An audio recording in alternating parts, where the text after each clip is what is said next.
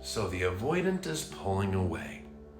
Everything seemed like it was going wonderfully. It felt like the best relationship of your life, like you finally got it right. You had a connection and a chemistry that was simply out of this world. And they seemed to be just as into it as you were. But suddenly, they've gone cold on you. They're not answering messages as quickly, and they're very, very matter of fact. The affection seems to have gone out the window. And when you're in person with them, it feels like they're not really present with you.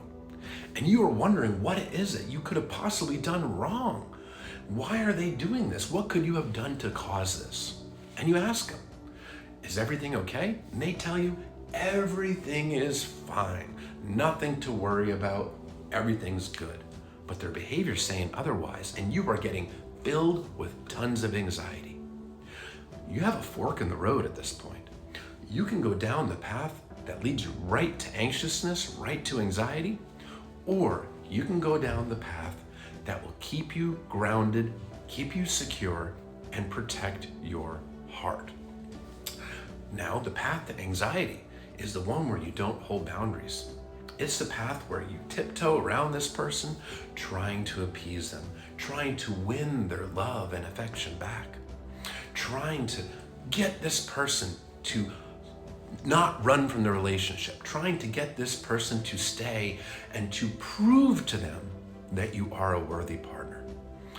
Neglecting your wants and needs, self-abandoning. That is the path to anxiousness. And if this is the path you're choosing, take a step back and ask yourself, why are you choosing a person that doesn't communicate with you? A person that is upset about something, but puts you in a position where you need to read their mind? Why are you wanting to be in a relationship with a person that avoids having deep emotional conversations, a person that keeps things surface level? And why are you willing to neglect your feelings, wants, and needs to appease this person that's not even willing to communicate?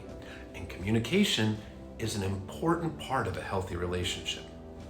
All right, well, the other path can lead you towards staying or becoming secure. That's the path of holding boundaries. Boundaries are your limits of what you will and will not tolerate, what you want, don't want, what you need, don't need, and what your expectations are. Even if you did something that upset them, you can still hold the boundary because they're not communicating with you. And communication is an important part of a relationship, and you have every right to assert that because your feelings, wants, and needs and your limits do matter. You can hold the boundary in a non-confrontational way and simply say, I've been noticing that there's some distance. I've been noticing there's been a lack of communication going on, and communication is something that is really important to me. I feel that it's an essential part of a healthy relationship. And when I'm not being communicated to, I feel like I'm being left in the dark, and that is not something that works for me. So if consistent, open communication is not something that you're willing to do, then this relationship dynamic doesn't work for me. It really is a boundary for me. And there you go. You held the boundary, and now this person has a choice. They can work to respect your boundaries, or they can ignore your boundaries and potentially even run for the hills and make it seem like you're the problem for having the boundary. Yes, holding the boundary, even in a kind and empathetic way using I feel statements, can still result in this person leaving.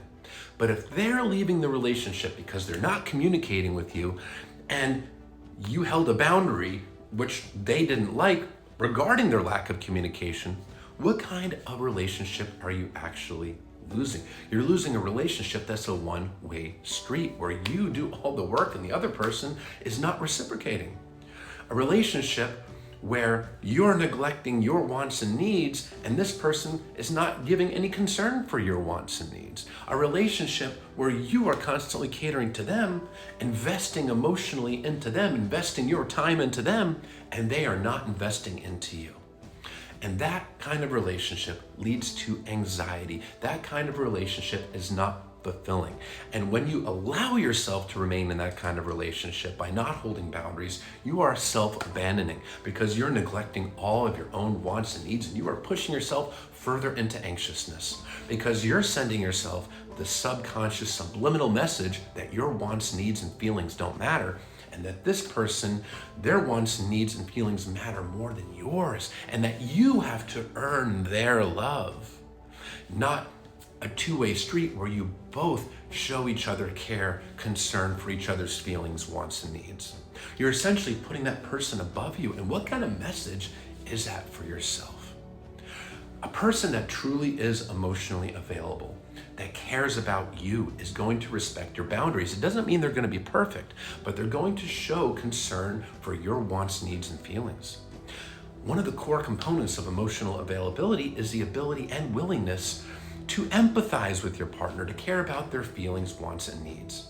And if this person runs for the hills because you held a boundary and asserted your wants, needs, and expectations, what they're showing you is that they're not emotionally available. They're only concerned about them, their own immediate wants, needs, feelings, and your feelings, your needs, your boundaries are just not a consideration for them.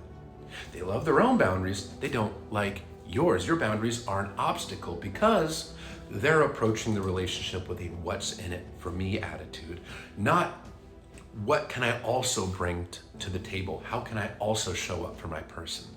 You deserve somebody who will put the same effort into you that you will into them. Don't sell yourself short. Don't choose that path of anxiety. Choose the path that protects your heart and helps your self-esteem and helps you stay secure. And that path will also lead you to a partner that really does care about your feelings, your wants, your needs.